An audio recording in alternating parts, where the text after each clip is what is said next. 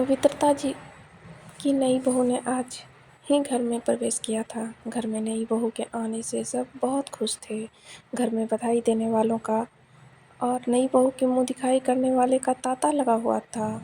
इसी बीच पवित्रता जी किसी काम से अपने कमरे में गई।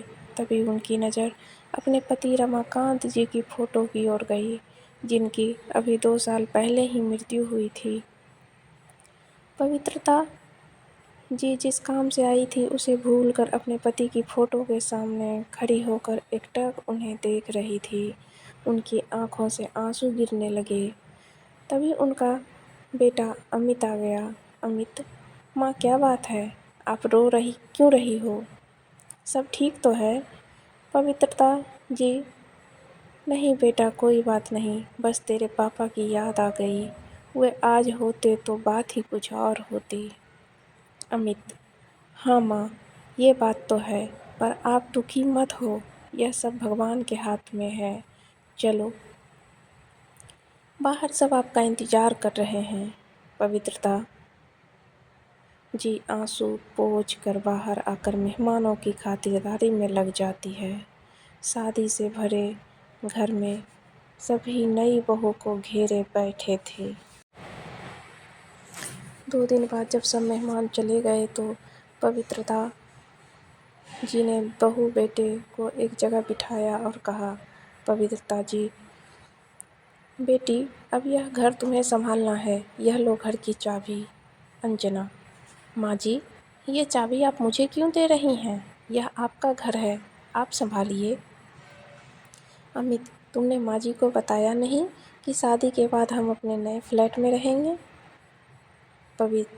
पवित्रता जी, अमित, बहू क्या कह रही है? मैंने इतने अरमानों से तुम्हारी शादी की थी और तुम दोनों पहले ही मुझे छोड़कर जाने का प्लान बनाकर बैठे हो। यह कहकर पवित्रता जी रोने लगी। अमित, माँ, ऐसी कोई बात नहीं है। तुम जो जानती हो, अंजना नए ख्यालों की लड़की है, इसलिए हम अलग रहना चाहते हैं। यहाँ यह एडजस्ट नहीं हो पाएगी। हम आपसे कभी कभी मिलने आया करेंगे और आप चाहो तो कुछ दिन के लिए हमारे साथ रहने आ सकती हो।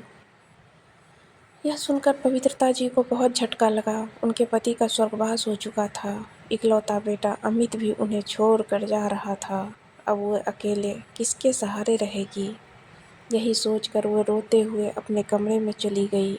2 दिन बाद अमित और अंजना अपने नए घर में चले गए। जाते समय अमित ने माँ से कहा, अमित, माँ, मैं आपसे मिलने आता रहूँगा और पैसे भी भिजवाता रहूँगा, आप चिंता मत करो।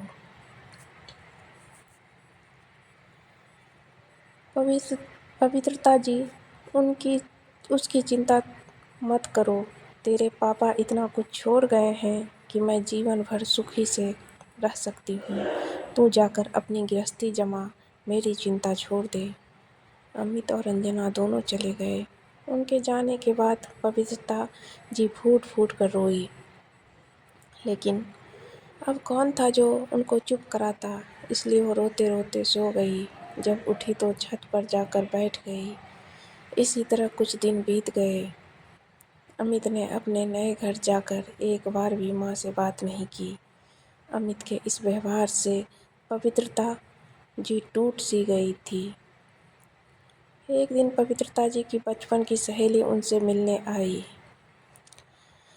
कविता, अरे पवित्रता, कैसी हो? अमित की शादी पर तो मैं आ न सकी, सोचा आज जाकर बहू की मुंह दिखाई कराती हूँ। बहू कहाँ है?